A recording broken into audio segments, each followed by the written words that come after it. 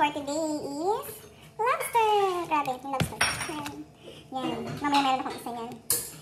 Yan ang pagkain dito ngayon. So, mamaya pagkatabi ako niya ni Sonet. So, ngayon, pupunta na tayo ng school. Kasi Friday ngayon, so kailangan natin ng maaga para makapaghanap tayo ng parking. Kasi once na 10:30 na naman tayo to 11, wala nang parking.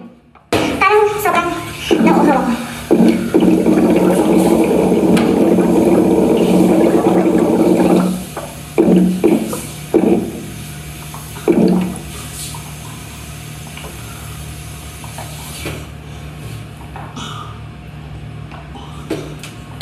So, babay na.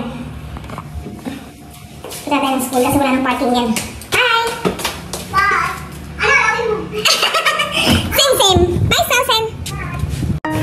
Hi, mga kabayan! Ito. Seafoods tayo today sa lunch. Ayan. May isa ako dyan. Pero para sa mga amo yan. Pero sa akin yung pinakamaliit dyan. Ayan. Yung baby lobster. Diba na?